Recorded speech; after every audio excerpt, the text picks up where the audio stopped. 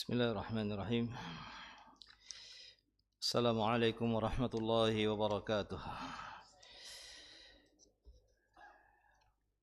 Alhamdulillah ala fadlihi wa ihsanih wa syukru lahu ala taufiqihi wa amtinanih. Wa ashhadu an la ilaha illallah wahdahu la syarika lah ta'ziman li sya'nih. Wa ashhadu anna Muhammadan abduhu wa rasuluhu da'i ila ridwanih sallallahu alaihi wa ala alihi wa ashabihi wa man tabi'ahum bi ihsanin ila yaumiddin wa sallama tasliman katsira. Allahumma anfa'na bima 'allamtana wa 'allimna bima yanfa'una wa zidna 'ilma. Allahumma inna nas'aluka 'ilman nafi'a wa rizqan thayyiba wa 'amalan mutaqabbala. Amma ba'd. Ma'asyiral muslimin wal muslimat rahimani wa rahimakumullah. Jamaah yang dirahmati Allah Subhanahu wa taala. Kita panjatkan puji dan syukur kita kehadirat Allah Subhanahu wa taala. Dengan taufiknya kita bisa berkumpul di tempat yang mulia, di majlis yang mulia. Fa nas'alullah subhanahu wa ta'ala an yarzuqana al-ikhlas. Kita mohon kepada Allah subhanahu wa ta'ala, mudah-mudahan Allah subhanahu wa ta'ala memberikan pertolongan kepada kita untuk bisa ikhlas. Ikhlas dalam kehadiran kita, dalam duduknya kita, dalam apa yang kita ucapkan, apa yang kita dengarkan, dalam seluruh aktivitas kita pada kesempatan yang berbahagia ini. Dan kita juga memohon kepada Allah Subhanahu wa taala, mudah-mudahan ilmu yang sampai kepada kita Allah jadikan sebagai ilmu yang bermanfaat. Amin. Jamaah yang dirahmati Allah Subhanahu wa taala, kita masih pada pembahasan dari kitab Riyadhus Shalihin min kalami Sayyidil Mursalin, ya, karya Al-Imam Yahya ibn Sharaf Abu Zakaria, yang lebih dikenal oleh kita dengan sebutan Al-Imam An-Nawawi rahimahullahu ta'ala, salah seorang ulama yang wafat pada tahun 767 Hijriah. Dan kita masuk pada bab baru, yaitu Kitabu Hamdillah ta'ala wa syukrihi, atau babu fadlil hamdi wa syukri, ya, bab keutamaan alhamdu dan keutamaan asyukru. Ada dua hal di sini, yaitu alhamdu dan asyukru. Alhamdu itu apa? Alhamdu ya ucapan kita alhamdulillah, dan itu adalah pujian. Para ulama menjelaskan bahwa alhamdu adalah as-sana'u 'alal mahmud ma hubbihi wa ijlalihi wa ta'zimihi. Alhamdu itu adalah pujian kepada al-mahmud, kepada yang dipuji, tapi pujian ini pujian yang dibangun di atas mahabbah dan dibangun di atas ta'zim. Memuji tapi dengan mencintai yang dipuji, atau memuji karena dia mencintai yang dipuji dan dia mengagungkan yang dipuji, gitu, ya. Ini alhamdu, ya. Dan ini adalah kalimat yang pertama di dalam Al-Quran setelah Bismillahirrahmanirrahim, ya. Ayat yang pertama yang ada di dalam Al-Quran dimulai dengan pujian Alhamdulillahirabbil alamin. Allah memuji dirinya, ya, dan Allah memerintahkan kepada hambanya untuk memuji Allah dengan ucapan alhamdulillah. Artinya pujian disertai dengan pengagungan dan disertai dengan cinta. Ini orang yang mengatakan alhamdulillah, maka dia semestinya adalah orang yang mencintai Allah. Kalau dia mengatakan alhamdulillah tapi tidak mencintai Allah, tidak mengagungkan Allah, berarti dia tidak faham dengan apa yang dia ucapkan. Setiap hari kita mengatakan alhamdulillah, alhamdulillah, Setiap salat kita mengatakan alhamdulillah, alhamdulillah. Apa maksudnya? Maksudnya adalah kita memuji Allah Subhanahu wa taala karena cintanya kita kepada Allah dan karena pengagungan kita kepada Allah Subhanahu wa taala. Oleh karena itu dalam keadaan apapun kita mengucapkan alhamdulillah. Nabi kita Muhammad SAW menyebutkan di dalam sabdanya, alhamdulillahi ala kulli halin. Alhamdulillah ala kulli hal. Pujian bagi Allah, alhamdu bagi Allah dalam seluruh keadaan. Dalam keadaan apapun Allah itu dipuji karena pengagungan hamba kepadanya. Dalam keadaan apapun Allah itu dipuji karena cintanya seorang hamba kepada Allah Subhanahu wa taala. Ini bedanya dengan syukur. Kalau syukur itu dilakukan ketika mendapatkan apa? Ketika mendapatkan nikmat, kan begitu. Ketika mendapatkan nikmat bersyukur kepada Allah Subhanahu wa taala. Tapi ucapan alhamdulillah, memuji Allah, kalimat alhamdulillah ini diucapkan kapan saja. Karena Allah itu maha terpuji dalam segala keadaan, ya. Allah maha terpuji dari segala sisinya karena Allah itu sempurna. Maka kita memuji Allah karena kesempurnaannya. Allah memiliki asmaul husna, nama-nama yang sempurna. Maka kita selalu mengatakan alhamdulillah. Karena apa? Karena kesempurnaan dari nama-nama Allah yang husna, ya. Nama-nama Allah yang sempurna, nama-nama Allah yang menunjukkan sifat yang sifatnya sifat yang sempurna, ya. Allah memiliki nama-nama dan Allah mengenalkan kepada kita nama-namanya. Dan ayat-ayat yang berisi tentang nama-nama Allah, yang menyebutkan tentang nama-nama Allah, biasanya ayat ini memiliki kelebihan dari ayat yang lainnya. Kenapa surat Al-Fatihah menjadi surat yang paling agung? Karena disebutkan di situ nama-nama Allah Subhanahu wa taala. Kenapa ayat kursi menjadi ayat yang paling agung? Karena di dalam ayat kursi ada nama-nama Allah. Ada berapa nama dalam ayat kursi itu? Allah menyebutkan paling tidak ada 5. Allahu la ilaha illahu, Allahu la ilaha illa huwal hayyul qayyum, ya. Allahu la ilaha illa huwal hayyul qayyum. Sudah 3 ini, Allah al-hayyu dan al-qayyum. La ta'khudhuhu sinatun wala naum, sampai ayat terakhir apa? Wa huwal aliyul azim. Ada al-ali, ada al-azim.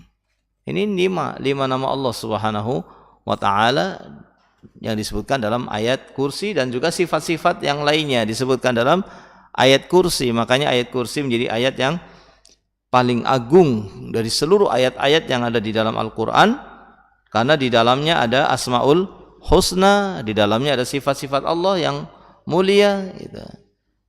Sehingga Allah sempurna dari sisi nama-namanya dan sifat-sifatnya. Oleh karena itu Allah selalu dipuji, ya. Ini dari nama-nama dan dari sifat-sifatnya. Dari hukum-hukumnya, Allah juga sempurna. Hukum-hukum Allah adalah hukum-hukum yang penuh dengan keadilan, ya. Tidak ada kezaliman di sana. Hukum-hukum yang penuh dengan kemaslahatan, tidak ada kezaliman. Adanya adalah kemaslahatan. Seluruh hukum-hukum yang ada dalam Islam yang diturunkan oleh Allah, ya, ini hukum-hukum yang sempurna, hukum-hukum yang indah, hukum-hukum yang dibangun di atas keadilan, ya. Maka barang siapa yang menginginkan kesempurnaan, maka dia hendaknya berhukum dengan hukum Allah Subhanahu wa taala, ya. Maka dia akan mendapatkan hukum yang sempurna, yang tidak ada kekurangannya, yang tidak ada negatifnya, semuanya adalah kemaslahatan. Kemudian dari sisi ketetapan Allah juga sempurna. Semua ketetapannya itu penuh dengan hikmah. Semua ketetapan Allah ini penuh dengan hikmah. Makanya di antara nama Allah adalah Al-Hakim, yang memiliki hikmah dalam seluruh ketetapannya, seluruh perbuatannya. Ini alhamdu, yaitu pujian As-sana'u 'alal mahmud, pujian kepada yang yang dipuji, yaitu Allah Subhanahu wa taala, namun pujian yang dengan kecintaan atau yang dibangun di atas cinta dan pengagungan. Karena tidak semua pujian itu disebut dengan alhamdu. Di dalam bahasa Arab tidak semua pujian itu disebut dengan alhamdu. Jadi bedakan antara pujian dengan alhamdu dan pujian dengan yang lainnya. Misalnya ada dalam bahasa Arab ada as-sana'u. As-sana'u artinya pujian. Dalam bahasa Arab juga ada al-madhu. Al-madhu juga pujian. Tapi yang disebutkan di sini adalah alhamdu. Yang disebutkan di dalam Al-Qur'an adalah alhamdu. Pujian kepada Allah dengan alhamdu. Kenapa? Karena pujian kepada Allah adalah pujian yang dibangun di atas cinta dan pengagungan. Beda ketika seorang memuji manusia. Ketika seorang memuji manusia biasanya tidak dibangun di atas cinta. Ada orang yang memuji karena menginginkan sesuatu dari orang tersebut. Padahal dia tidak cinta. Ada orang yang memuji supaya supaya tidak disakiti misalnya. Padahal dia tidak cinta, tapi dia memuji. Tapi yang disebutkan di sini alhamdu itu pujian karena cinta, pujian karena pengagungan. Oleh karena itu orang yang mengatakan alhamdulillah, dia hendaknya mencintai Allah dan dia hendaknya membuktikan cintanya. Apa bukti cinta seseorang kepada Allah? Bukti cinta seseorang kepada Allah adalah mengikuti utusannya. Allah berfirman, "Qul in kuntum tuhibbunallah fattabi'uni." Katakan wahai Muhammad sallallahu alaihi wasallam kepada umatmu, jika kalian mencintai Allah, maka ikutilah aku, yaitu ikutilah Rasulullah sallallahu alaihi wasallam. Maka hendaknya kita mewujudkan ucapan kita alhamdulillah. Kita buktikan ucapan kita alhamdulillah dengan mengikuti Rasulullah sallallahu alaihi wasallam. Yang diikuti cuma Rasulullah sallallahu alaihi wasallam. Yang lainnya diikuti ketika sesuai dengan Rasulullah sallallahu alaihi wasallam. Kita mencocoki dengan Rasulullah sallallahu alaihi wasallam. Ketika menyelisihi, maka tidak perlu diikuti, siapapun dia. Makanya para ulama kita menyatakan seperti Imam Syafi'i rahimahullah, beliau mengatakan laqad ajma'an nas ala anna man tabayyana lahu sunnatu Rasulillah sallallahu alaihi wasallam la yajuzu lahu an yada'aha liqauli ahadin. Telah sepakat para ulama, kata Imam Syafi'i, barang siapa yang telah mengetahui jalannya Rasulullah sallallahu alaihi wasallam, maka wajib bagi dia untuk mengikuti jalannya dan tidak boleh meninggalkan jalan tersebut karena ucapan siapapun. Sehingga Nabi kita Muhammad sallallahu alaihi wasallam kita dahulukan dari siapapun. Nah, ini bukti cintanya kita kepada Allah Subhanahu wa taala adalah mengikuti Rasulullah sallallahu alaihi wasallam. Dan cinta kepada Allah Subhanahu wa taala ini adalah sebagai bukti dari ucapan kita atau perwujudan dari ucapan kita alhamdulillah. Adapun syukur itu adalah diucapkan ketika ada nikmat atau dilakukan ketika ada nikmat. Dan syukur itu bukan ucapan lesan. Beda dengan alhamdulillah itu ucapan lesan. Ucapan lesan tapi yang memiliki makna gitu. Memiliki makna yang harus diwujudkan, harus dibuktikan. Ketika kita sudah mengatakan alhamdulillah, maka kita harus mewujudkannya dengan mencintai Allah Subhanahu wa taala. Tapi alhamdulillah ini ucapan lesan. Adapun syukur ini tidak cukup dengan ucapan lesan. Syukur itu dengan lesan, dengan hati dan dengan anggota badan. Ini namanya syukur. Dengan lesan Allah berfirman, wa amma bi ni'mati rabbika fahaddits. Adapun nikmat-nikmat Allah ceritakanlah. Jadi yang kita ceritakan itu nikmat-nikmat Allah. Kadang-kadang yang kita ceritakan itu apanya? Kesulitan-kesulitan. Ketika ketemu orang, bagaimana kabarnya? Ya kayak ginilah, susah terus, sulit terus. Seperti orang nggak pernah dapat apa? Nggak pernah dapat nikmat. Padahal perintahnya yang diceritakan apanya? Nikmatnya. Ceritakan nikmatnya. Kalau kita mau memikirkan nikmat-nikmat Allah, maka kita akan dapatkan nikmat Allah itu sangat banyak. Ya, nikmat Allah itu sangat banyak dan kita tidak akan mampu untuk apa? Menghitungnya. Ini dengan lesan. Kemudian dengan hati. Syukur itu pun dengan hati. Dengan hati artinya apa? Artinya i'tiraf, pengakuan di dalam hati bahwa semua dari nikmat-nikmat itu adalah kebaikan Allah. Semua nikmat yang Allah berikan kepada kita itu kebaikan Allah. Ya. Bukan karena kita orang yang berhak, tidak. Bukan karena apa? Ya memang saya orang yang baik sehingga saya dapat nikmat, tidak. Tapi karena Allah lah yang berbuat baik kepada saya sehingga saya mendapatkan nikmat. Oleh karena itu nikmat-nikmat itu sandarkan kepada Allah. Sandarkan kepada Allah. Jangan disandarkan kepada selain Allah Subhanahu wa taala. Sehingga nikmat-nikmat Allah diceritakan, nikmat-nikmat Allah itu diyakini bahwa itu semata-mata kebaikan Allah, bukan kebaikan kita. Bukan kebaikan kita. Makanya Allah menyebutkan di dalam firman-Nya dalam surat Al-Fajr bagaimana? Fa ammal insanu idza mabtalahu wa amal insanu idza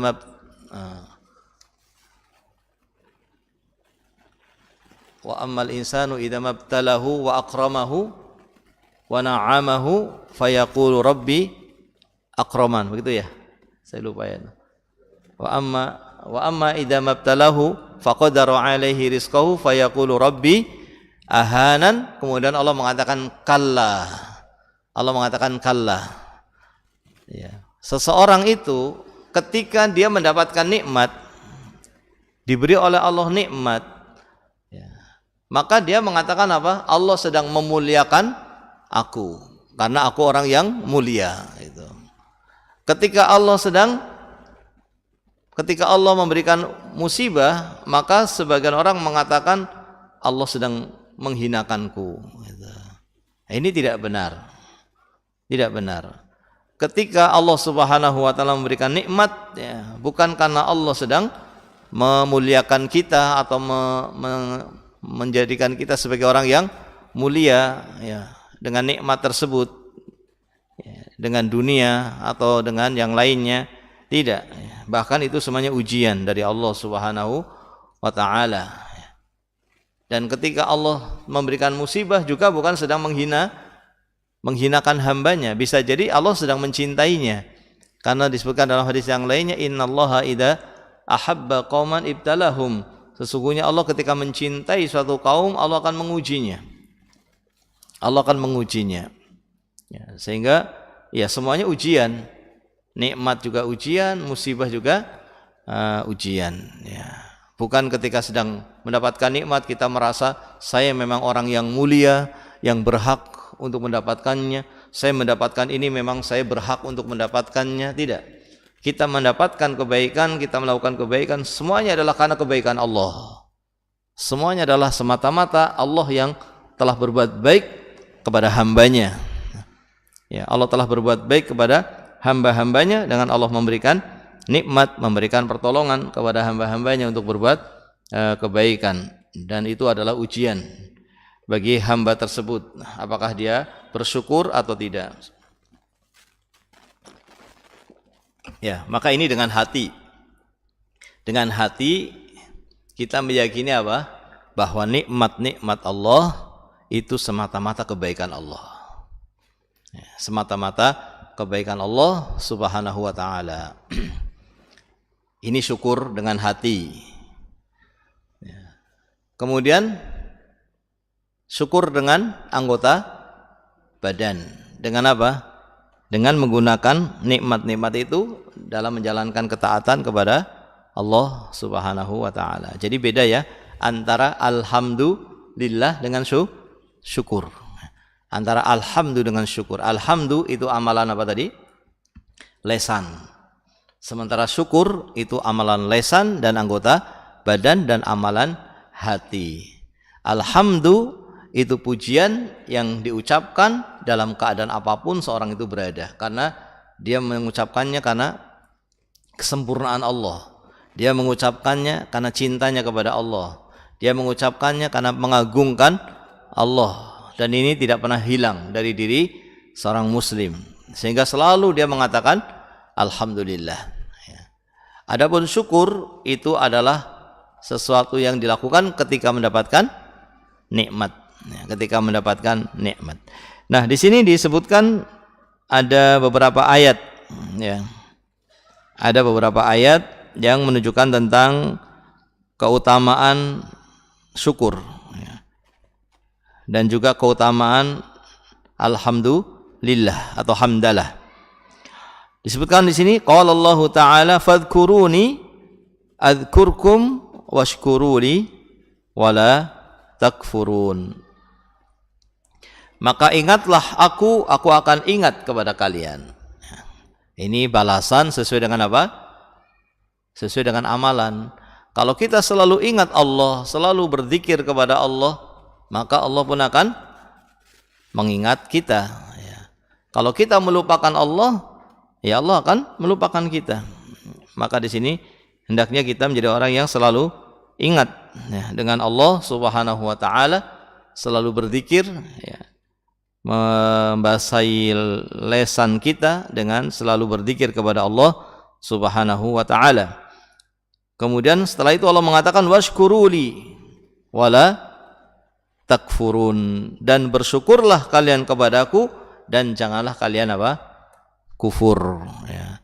Jangan kufur dengan hati, menganggap bahwa saya mendapatkan ini karena kehebatan saya mendapatkan ini semuanya karena baiknya saya, tidak. Tapi saya mendapatkan ini semuanya karena kebaikan Allah Subhanahu wa Ta'ala. Tidak kufur pula dengan lesan. Kufur dengan lesan yaitu tidak menyebutkan kebaikan, tidak mau menyebutkan, tidak mau menceritakan kebaikan Allah Subhanahu wa Ta'ala. Wala takfurun, dan jangan pula kufur, ya, dengan apa? Anggota badan. Sudah mendapatkan nikmat tapi digunakan untuk bermaksiat kepada Allah Subhanahu wa Ta'ala. Maka di sini ada perintah untuk bersyukur dan ada larangan dari kufur. Kufur nikmat, mengkufuri nikmat Allah Subhanahu wa Ta'ala. Itu disebutkan dalam surat Al-Baqarah ayat 152. Kemudian disebutkan dalam surat Ibrahim ayat yang ke-7, ini sudah sangat akrab di pendengaran jamaah semuanya. Allah berfirman, la in syakartum la azidannakum. Ya. Kelanjutannya tidak disebutkan di sini. Kelanjutannya wala in kafartum inna adzabi lasyadid. Ya. Jika kalian bersyukur, maka aku akan tambahi nikmatku kepada kalian. Jadi Allah akan menjaga nikmat ketika orang itu bersyukur dari nikmat tersebut. Allah akan menjaga nikmatnya, bahkan Allah akan menambahi. Allah akan menambahi nikmat tersebut. Ya. Ketika orang itu apa? Bersyukur kepada Allah Subhanahu wa Ta'ala. Allah akan jaga dan Allah akan tambah nikmat tersebut. Tapi jika tidak, sesungguhnya azab Allah itu sangat pedih. Bisa jadi orang kalau tidak bersyukur, bisa jadi nikmatnya akan apa? Akan diambil. Ketika orang tidak bersyukur, bisa jadi nikmat tersebut akan diambil oleh Allah Subhanahu wa Ta'ala. Seandainya tidak diambil, seandainya nikmat itu tidak diambil, ya, dan dia tidak bersyukur kepada Allah, maka sesungguhnya nikmat itu bukan nikmat, tapi nikmat itu adalah apa? Hukuman, ya. Hukuman yang dia tidak merasakannya, padahal dia sedang dihukum, tapi dia tidak merasakannya. Jadi dia diberi nikmat, tapi terus saja dalam keadaan tidak beriman kepada Allah. seperti orang-orang kafir. Ya. Orang-orang kafir itu kan mendapatkan nikmat sehat, mendapatkan nikmat hidup. Apakah nikmat-nikmat itu adalah kebaikan buat dia? Kita dapatkan orang-orang kafir mendapatkan sehat, bisa hidup, bahkan kadang mendapatkan rizki yang lebih banyak dari yang beriman. Apakah itu kebaikan buat dia? Tidak. Justru itu akan menambahi siksanya.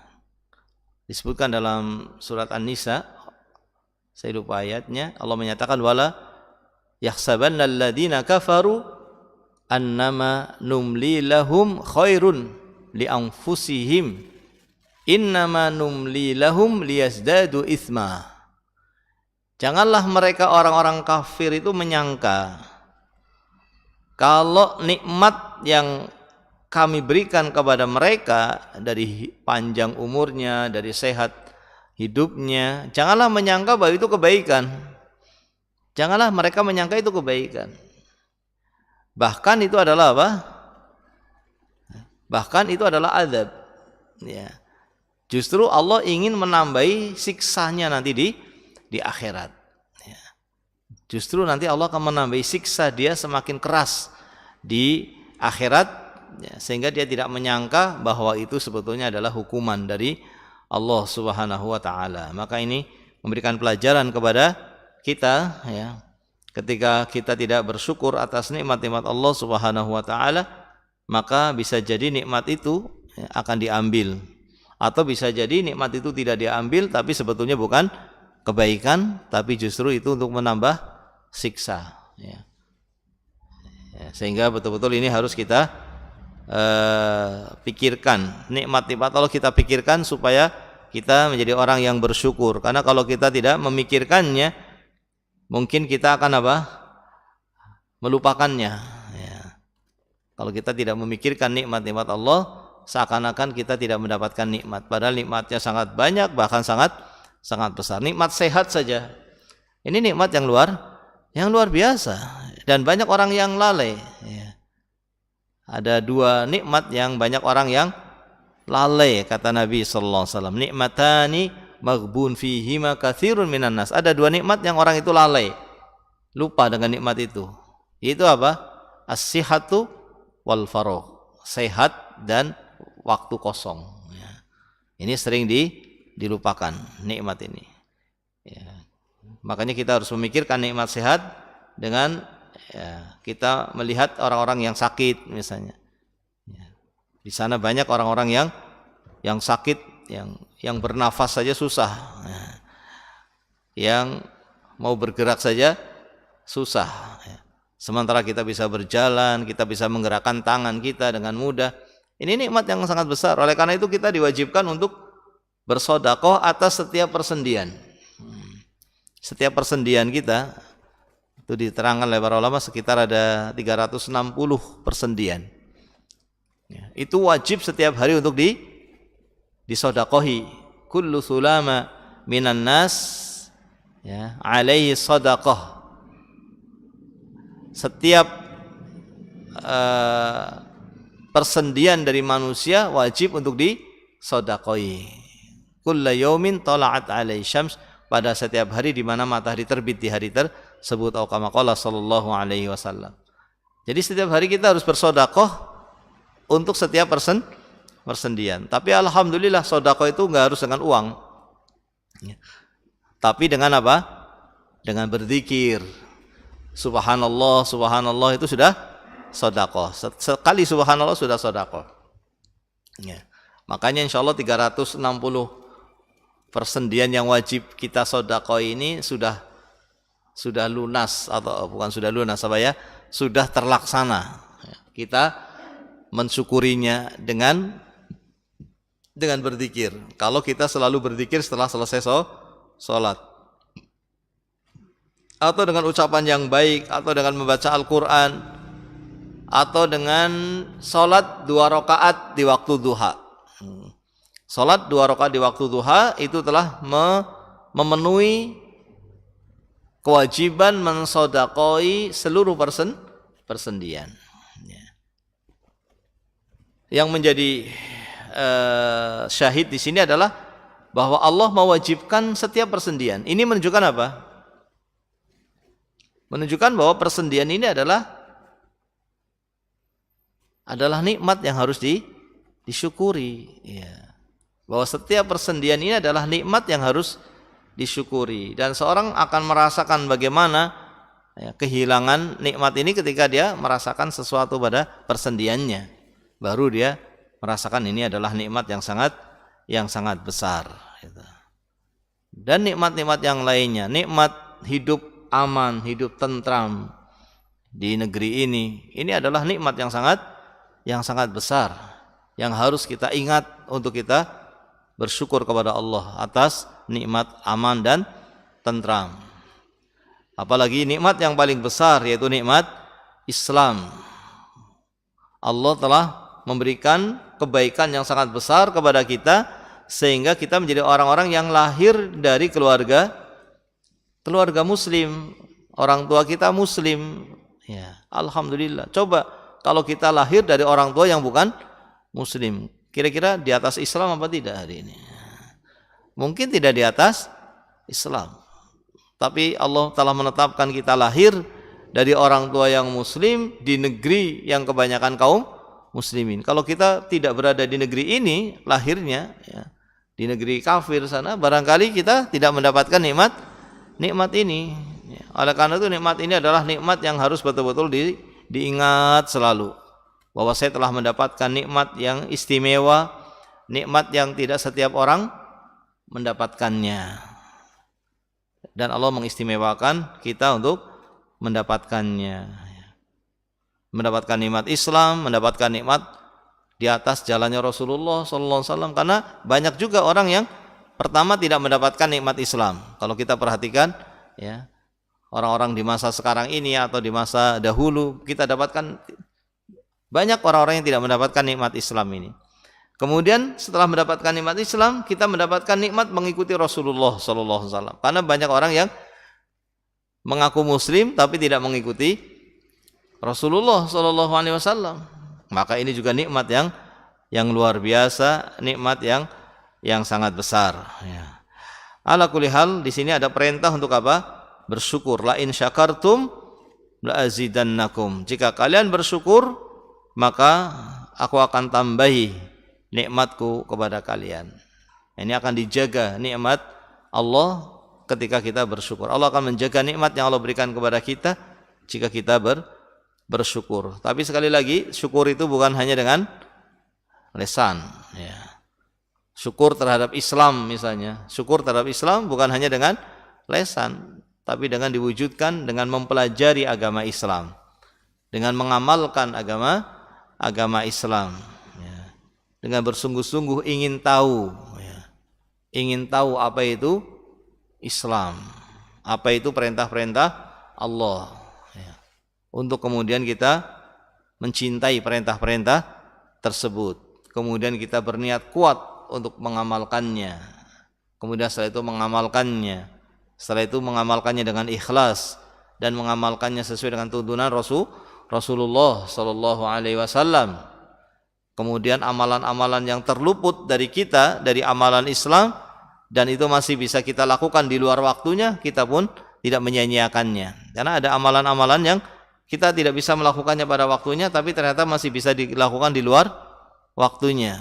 Maka sebagai bentuk syukur kita kepada nikmat yang paling besar, untuk menjalankan agama Islam, kita tetap jalankan. Kita jalankan meskipun kita sudah ketinggalan, ya, namun masih bisa dilakukan di luar waktunya. Maka kita tidak menyia-nyiakan untuk kita menjalankan apa yang Allah perintahkan tadi, meskipun di luar waktunya. Karena ada amalan-amalan yang boleh dilakukan di luar waktunya ketika sudah terluput, ya. Ya. Ini tentang syukur, ya. Kemudian waqala ta'ala wa qulil hamdulillah, dan katakanlah alhamdulillah, ya. Kita disuruh atau kita diperintah, ya, untuk mengucapkan apa? Alhamdulillah. Ini ucapan alhamdulillah ini bukan ucapan yang tidak ada nilainya. Bahkan ini ucapan yang sangat besar, ucapan yang sangat berat, nanti akan menjadi makhluk yang akan memperberat timbangan amalan kita. Akan menjadi makhluk yang besar, yang meliputi langit dan bumi. Kalimat ini. Namun tadi kalimat ini bukan sekedar apa? Bukan sekedar ucapan yang tanpa makna, tapi ucapan yang mengandung makna, yang semestinya kita mewujudkan apa yang kita ucapkan. Bukan cuma mengucapkan alhamdulillah tapi tidak mencintai Allah Subhanahu wa taala, atau mengucapkan alhamdulillah tapi tidak mengikuti Rasulullah sallallahu alaihi wasallam. Maka itu bertentangan dengan yang diucapkan. Setiap hari mengatakan alhamdulillah tapi dia tidak mengikuti Rasulullah sallallahu alaihi wasallam dalam peribadatannya. Sehingga orang yang mengucapkan alhamdulillah, dia hendaknya mengerti bahwa ucapan itu tidaklah diucapkan kecuali oleh orang yang mencintai Allah. Karena ucapan alhamdulillah itu maknanya adalah as-sana'u 'alal mahmud ma'a hubbihi wa ta'dhimihi. Pujian kepada Allah yang dibangun di atas kecintaan kepada Allah dan pengagungan kepada Allah Subhanahu wa taala. Kemudian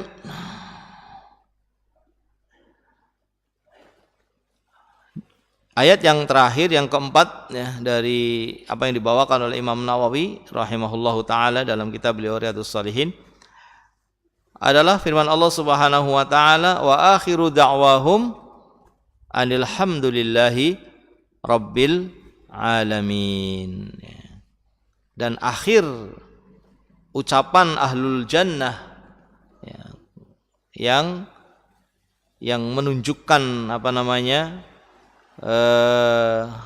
ungkapan yang terakhir yang dilakukan oleh penduduk surga setelah masuk ke dalam surga, tidak ada yang diucapkan kecuali alhamdulillahi rabbil alamin. Setelah mendapatkan semua yang didapatkan dari berbagai kenikmatan-kenikmatan di surga, maka yang bisa diungkapkan sebagai bentuk pengagungan kepada Allah, bentuk cinta kepada Allah, mereka ahlu surga mengucapkan alhamdulillahi rabbil alamin. Segala puji hanyalah milik Allah, Rabb semesta alam. Alam itu apa? Alam itu ya selain Allah. Selain Allah namanya alam. Dan Rabb-nya yang menciptakan alam, yang menciptakan selain Allah, yang mengatur, yang menguasai, itu hanyalah Allah saja. Allah lah Rabbul alamin. Allah lah Rabb-nya. Rabb yaitu yang mencipta, yang menguasai, yang mengatur seluruh alam. Tidak ada yang lainnya. Jadi dalam hidup ini cuma ada dua. Ada Rabb yang mencipta, yang mengatur dan menguasai, dan yang lainnya adalah alam. Lainnya adalah yang diciptakan oleh Allah, yaitu makhluk. Yang lainnya adalah yang diatur oleh Allah. Yang lainnya adalah yang dikuasai oleh Allah Subhanahu wa taala. Selain Allah tidak memiliki apapun. Selain Allah tidak memiliki sedikit pun, tidak. Semua itu dari Allah. Apa yang dimiliki oleh selain Allah itu ciptaan Allah. Semua yang didapatkan oleh selain Allah itu dari Allah. Jadi cuma ada dua saja. Ada khaliq, ada makhluk. Ada Rabb, ada marbub. Ada yang mencipta, ada yang dicipta. Ada yang mengatur, ada yang diatur. Oleh karena itu ayat ini alhamdulillahirabbil alamin yang merupakan ayat yang pertama di dalam Al-Qur'an setelah bismillahirrahmanirrahim, dan ini adalah ungkapan terakhir dari penduduk surga setelah mendapatkan berbagai kenikmatan. Ini adalah kalimat yang menunjukkan tentang apa? Kecintaan kepada Allah Subhanahu wa taala dan menunjukkan bahwa Allah lah satu-satunya yang berhak untuk diibadahi. Ya. Karena yang lainnya itu makhluk, yang lainnya itu tidak memiliki apapun, yang lainnya itu diatur oleh Allah Subhanahu wa taala. Makanya dalam surat Al-Fatihah itu setelah alhamdulillahirabbil alamin, kemudian apa? Ar-Rahmanir Rahim, kemudian Maliki Yaumiddin, kesimpulannya iyyaka na'budu wa iyyaka nasta'in. Karena Allah itu adalah Rabbul Alamin, karena Allah itu adalah Ar-Rahman dan Ar-Rahim, karena Allah itu adalah Maliki Yaumiddin, maka Allah lah yang diibadahi satu-satunya, tidak berhak diibadahi selain Allah Subhanahu wa taala. Jadi tidak ada satupun selain Allah yang mencipta, tidak ada. Selain Allah yang bisa mencipta itu enggak ada. Jadi selain Allah enggak ada yang memiliki apapun. Ya, sehingga tidak berhak diibadahi. Karena beribadah kan seorang kalau beribadah itu meminta, ya, meminta kepada yang diibadahi. Sementara selain Allah tidak bisa memberi, selain Allah tidak bisa memberikan apapun karena tidak memiliki, ya, misqala dzarrah saja, misqala dzarrah, satu butir, ya, sebiji atom saja tidak memiliki, apalagi lebih dari itu. Kemudian selain Allah juga tidak ada yang memiliki bersama Allah, ya, memiliki sendiri enggak ada. Kemudian memiliki yang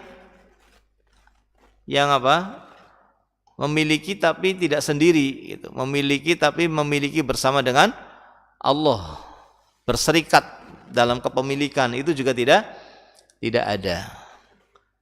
Kemudian tidak ada juga penolong selain Allah, tidak ada yang bisa menolong dari kesulitan selain Allah, apalagi nanti di akhirat tidak ada.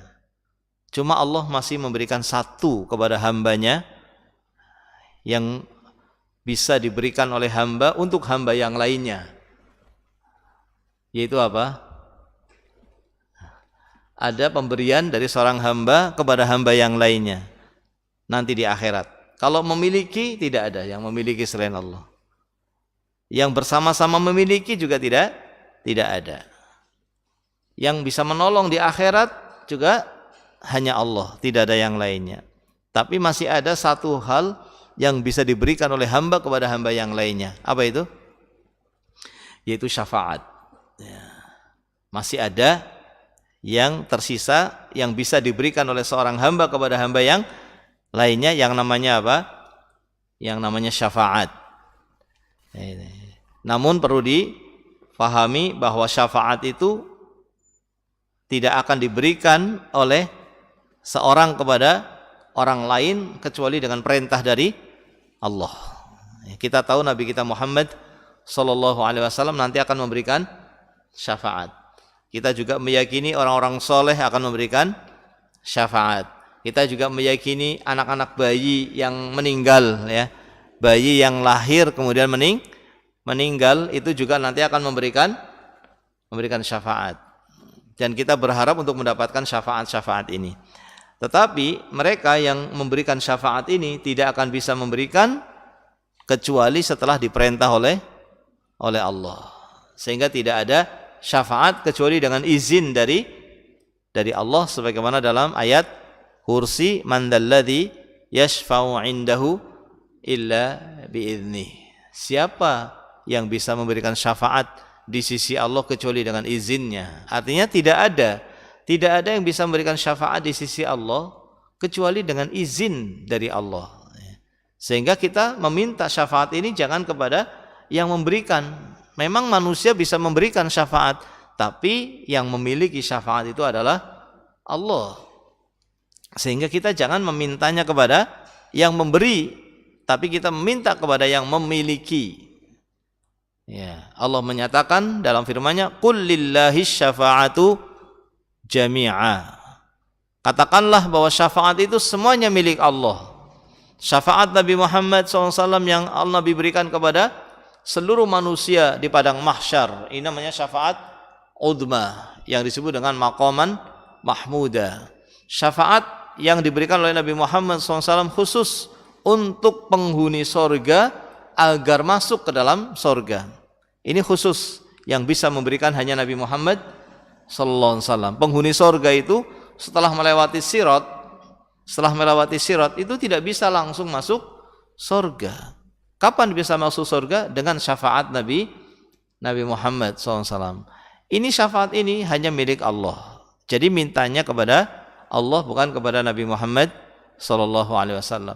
Kemudian ada syafaat-syafaat yang lainnya. Syafaat Nabi Muhammad kepada penghuni yang berhak masuk neraka, sehingga kemudian tidak jadi masuk neraka. Ada yang sudah masuk neraka kemudian dikeluarkan dari api neraka. Ini syafaat yang bisa diberikan oleh Nabi Muhammad SAW dan juga bisa diberikan oleh orang-orang soleh. Dan itu semuanya milik Allah, sehingga kita memintanya kepada Allah.